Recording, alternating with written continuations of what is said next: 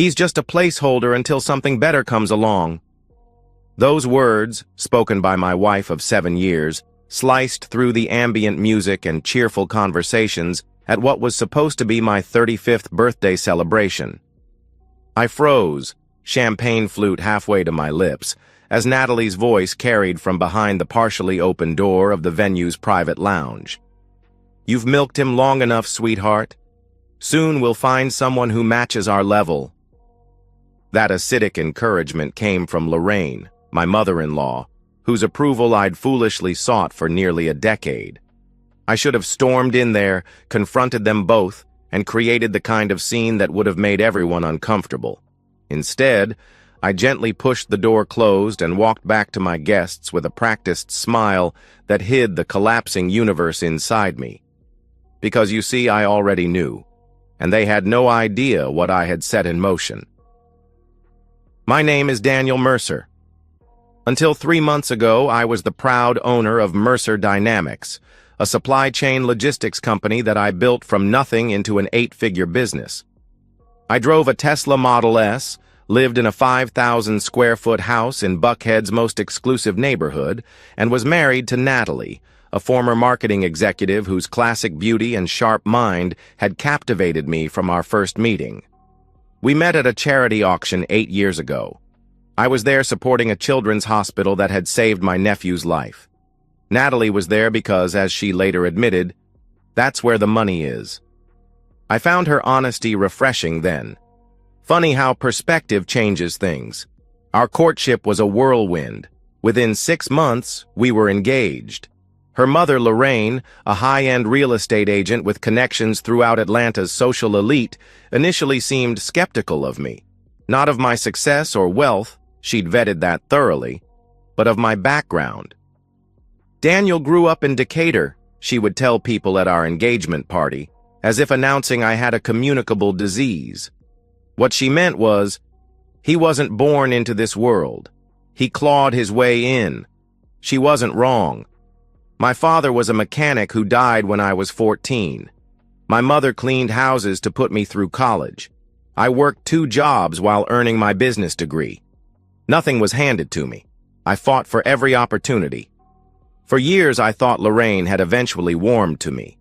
She would call me son at family gatherings, praise my business acumen to her friends, and even defended me when Natalie and I had our occasional arguments. I now understand it was all theater, keeping the golden goose happy while they waited for a platinum replacement. Natalie and I settled into what I believed was a happy marriage. We traveled extensively, hosted dinner parties for Atlanta's business community, and seemed, from all outside appearances, to be the perfect power couple. I was faithful, attentive, and invested everything I had, emotionally and financially, into building our life together. When we couldn't conceive a child naturally after 2 years of trying, I suggested adoption. Natalie adamantly refused. "I'm not raising someone else's mistake."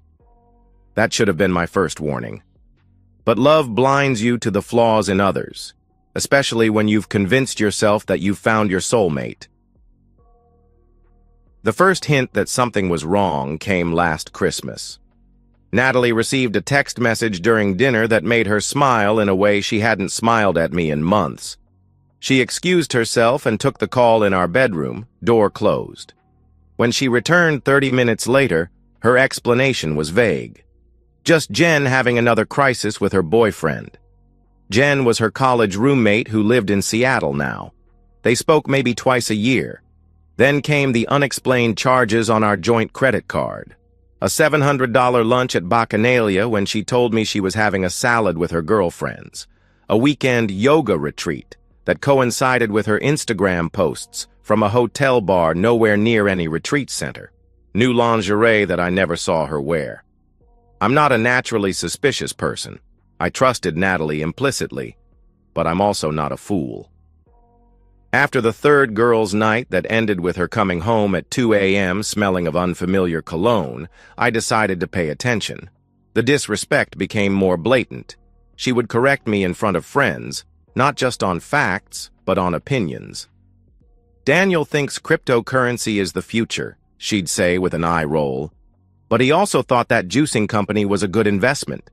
She'd bring up my few business failures, but never my many successes. During a dinner with potential investors, she interrupted my explanation of our company's 5-year growth strategy to announce, "What Daniel means is that he hopes someone will buy him out before the market shifts." The table went quiet. I laughed it off as a joke, but the damage was done. Small humiliations accumulated. She forgot our anniversary, but remembered to send her mother flowers on the same day. She scheduled a spa weekend during my keynote address at an industry conference. When my mother was hospitalized with pneumonia, Natalie claimed she was too busy with her charity committee to visit, but I later found photos of her at a resort in Cabo San Lucas on her friend's social media. Then came Lorraine's increasing presence in our lives. She had always been involved, but suddenly she was everywhere, dropping by unannounced, calling Natalie multiple times daily, accompanying us on what should have been romantic dinners. They would exchange glances when I spoke, their silent communication excluding me from conversations in my own home. One night I came downstairs for water and overheard them in the kitchen. "Marcus Powell is divorcing that model," Lorraine was saying. "His family practically owns half of Buckhead." "Is he looking?" Natalie asked. "Not officially, but I've arranged for you to be seated next to him at the Andersons Gala next month. Wear the blue Versace. It makes your eyes pop." "What about Daniel?" "Business trip. I've already planted the seed about that conference in Chicago." There was no conference in Chicago. But suddenly there was an urgent email from a potential partner requesting my presence there, on the exact weekend of the Andersons Gala. Something broke inside me that night. Not my heart, that would come later, but my illusions. The careful facade I'd maintained crumbled, revealing the truth I'd been avoiding. My marriage was a transaction that had exceeded its value to my wife. I did go to Chicago that weekend, but not before hiring a private investigator to document what my wife would do in my absence. The photographs arrived in my hotel room via encrypted email. Natalie, radiant in that blue Versace dress, laughing with a silver-haired man I recognized as Marcus Powell, their heads close together, his hand on the small of her back, them leaving the gala in his Bentley, entering his penthouse at 11:42 p.m., her leaving, disheveled but smiling, at 5:17 a.m. I stared at those images for hours, not in shock, that had passed weeks ago, but with a strange, cold clarity. This wasn't just about the betrayal of infidelity. This was about years of calculated deception. This was about being used as a stepping stone, a placeholder, a means to an end. I called my attorney at 6 a.m. "I need a full financial and legal assessment," I told him. "Every asset, account, property, and investment. I need to know what's solely in my name, what's joint, and what can be protected." "Are we talking divorce, Daniel?" Alan had been my lawyer for over a decade. "We're talking survival." From that moment, I operated with surgical precision. I returned home, kissed Natalie on the cheek when she greeted me at the door, and asked about her weekend with a smile that mirrored her own facade. "Oh, you know, quiet. Just dinner with Mom and some Netflix." I nodded, mentally cataloging the lie. "The Chicago deal looks promising," I said, adding my own untruth to the tapestry we were weaving. Over the next few weeks, I began restructuring my company. On paper, it appeared to be standard corporate housekeeping, moving shares into different holding companies, updating operating agreements, reconciling accounts. In reality, I was building a fortress around everything I'd worked for. I revised my will, removing Natalie as beneficiary. I transferred our joint savings, accumulated primarily from my business profits, into a new account under the guise of preparing for a major investment opportunity. I documented every conversation where Natalie or Lorraine discussed using me for financial gain. I installed security cameras in our home and recorded their planning sessions in my own living room, all while maintaining the appearance of the devoted, oblivious husband. Then came my 35th birthday party. Natalie had insisted on making it an extravagant affair. 200 guests at the St. Regis Ballroom, including everyone who mattered in Atlanta's business community. I now understood why. It wasn't to celebrate me, but to showcase herself to potential upgrades. The party was her audition for a better life. And that's when I overheard those fateful words that confirmed everything. He's just a placeholder until something better comes along. At that moment, standing outside that door, I made my decision. The time for evidence gathering was over.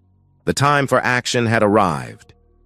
My revenge required perfect timing and absolute control. Emotions would only cloud execution, so I compartmentalized my hurt and betrayal, channeling everything into a precise strategy. First, the financial separation.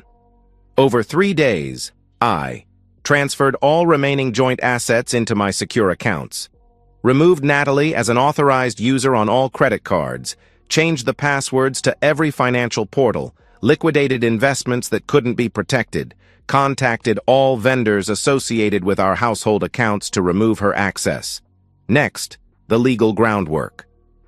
Working with Alan and his team, I filed for divorce, citing adultery and fraud, prepared a comprehensive dossier of evidence, located the prenuptial agreement Natalie had signed, which included an infidelity clause that left her with nothing, drafted a separate civil suit against Lorraine for conspiracy and interference with contractual relations, secured temporary protective orders, preventing both of them from entering any of my properties or contacting my business associates. The personal touches required more finesse. I changed the locks and security codes on our home, arranged for the lease termination on Natalie's Mercedes, which was in my company's name, notified our household staff that their employment would continue, but they would report only to me, contacted the board of each charity Natalie chaired, resigning her position due to personal matters, arranged for a security team to monitor our property. The most satisfying preparation, however, was for Natalie's spa weekend, which my private investigator confirmed was actually a getaway with Marcus Powell to his lake house.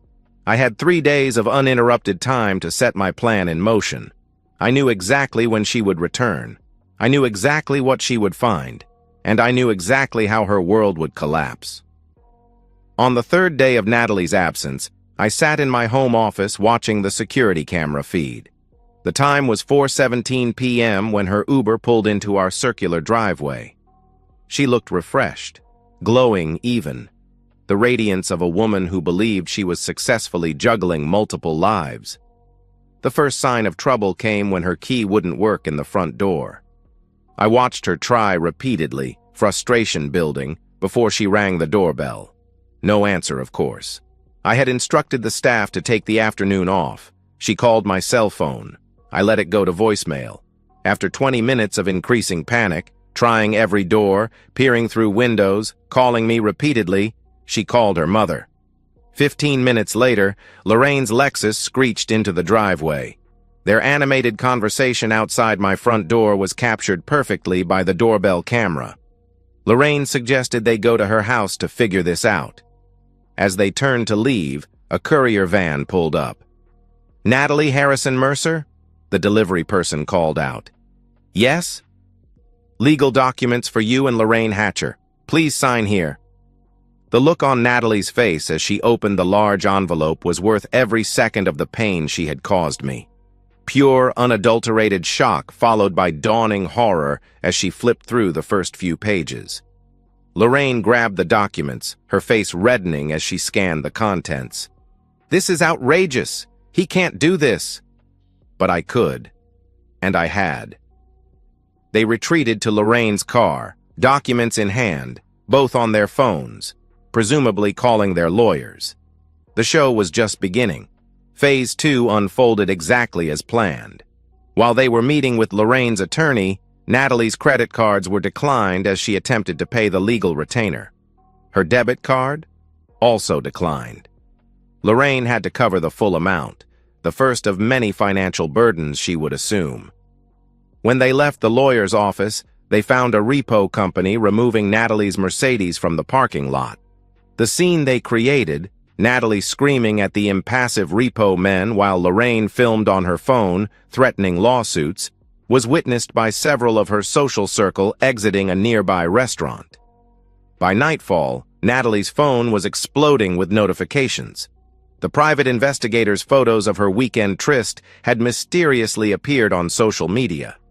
Marcus Powell, married despite his pursuits, was already issuing denials and had blocked her number. Friends were texting for explanations. The president of her most prestigious charity board had emailed requesting her immediate resignation. The next morning, my attorney provided her attorney with the complete evidence package. 300 pages documenting years of calculated deception, conspiracy, and infidelity. The prenuptial agreement was included, with the relevant clauses highlighted. Her lawyer, after reviewing the materials, advised her to settle quickly and quietly. Fighting would only bring more humiliation and drain what little resources she had left. All the while, I maintained complete silence. No angry calls, no vindictive texts, no public statements. My absence was more devastating than any words could have been. 3 days after her return, Natalie appeared at our neighborhood gate, trying to gain access. The security guard, following my instructions, politely but firmly turned her away. The neighbors watched from behind curtains as she broke down, mascara streaming down her face, begging to be let in to get her things. Her things had already been packed and delivered to a storage facility, the first month's rent prepaid. The access code was included in the legal paperwork, if she had bothered to read it. 1 week after her return, the social fallout was complete. Invitations dried up. Acquaintances crossed the street to avoid her. Her Instagram followers dropped by thousands daily as the scandal spread. Marcus Powell had left the country for a previously scheduled business trip. 3 of her closest friends, who had covered for her affairs, were now personae non grata in our social circle, their loyalty to Natalie proving costly to their own standings.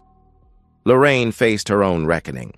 The civil suit I filed against her included evidence of her encouraging Natalie's infidelity, plotting against me, and making disparaging statements that constituted both defamation and tortious interference. As a real estate agent, her reputation was her currency, and it was now worthless. Clients canceled listings. Her broker distanced himself. The Real Estate Association launched an ethics investigation. Within 2 weeks, Lorraine had placed her home on the market with a competing agency. Within 3, she had accepted an offer far below asking price.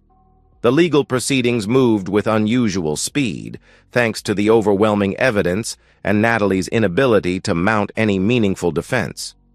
The divorce was finalized in record time, with the judge's comments on the extraordinary and calculated betrayal becoming part of the public record. Natalie received nothing. Not the house, not alimony, not even her wedding jewelry, which had been purchased with my funds and reclaimed under the fraud provisions. Lorraine settled the civil suit by surrendering her remaining assets and signing a non-disclosure agreement that prevented her from ever discussing me or my business publicly. By the end of the month, both women had been thoroughly, systematically, and legally destroyed, and I had not spoken a single word to either of them. Our wedding anniversary fell exactly 1 month after Natalie's return from her fateful weekend. In previous years, we had celebrated with a private dinner at Bacchanalia, followed by exchanging gifts and reminiscing about our vows. This year, I hosted a charity gala at the same St. Regis Ballroom where my birthday party had been held. The event benefited foster children, a pointed choice given Natalie's dismissal of adoption. The guest list included everyone from our social circle, key business leaders, and several celebrities who supported the cause. Natalie wasn't invited, of course, but I knew she would be aware of it. The event had been covered extensively in the local press, with my philanthropic response to personal challenges positioned as an inspirational story of resilience. I arrived alone, dressed in a custom tuxedo, and was immediately surrounded by well-wishers and subtle romantic interest from several eligible women. I accepted their condolences with grace, but made it clear I wasn't ready to date. The truth was, I wasn't sure I would ever trust anyone enough to try again. The evening was a spectacular success. We raised over $500,000 for the charity. I gave a speech about the importance of authentic relationships and supporting children who needed homes, never once mentioning my ex-wife, but ensuring everyone understood the subtext. As I was leaving, my security team alerted me that Natalie was outside the hotel. She had been there for hours, watching guests arrive, standing across the street in a cheap dress, a far cry from her usual designer wardrobe. Her hair was pulled back in a simple ponytail, her face bare of the expensive makeup she once couldn't live without. For a brief moment, I considered acknowledging her, walking over, perhaps even exchanging a few words. Instead, I stepped into my waiting car without looking in her direction. Later that night, as I sipped bourbon on my terrace overlooking the Atlanta skyline, my phone buzzed with a text from an unknown number. "Please, Daniel, can we talk? I've lost everything." I blocked the number without replying. Because the truth was, she hadn't lost everything. She had thrown it away. The life we could have built together. The trust I had given her. The love that had been real, at least on my side. Some betrayals can't be forgiven. Some wounds don't heal. Some people don't deserve second chances. My mother called the next day, concerned about the news coverage. "Are you okay, honey?" she asked, her voice carrying the warmth that had sustained me through every challenge of my life. "I'm getting there," I told her honestly. "You know, revenge might feel good now, but eventually, you'll need to let go. For your own sake." She was right, of course. The revenge hadn't filled the void left by Natalie's betrayal. It hadn't repaired my ability to trust.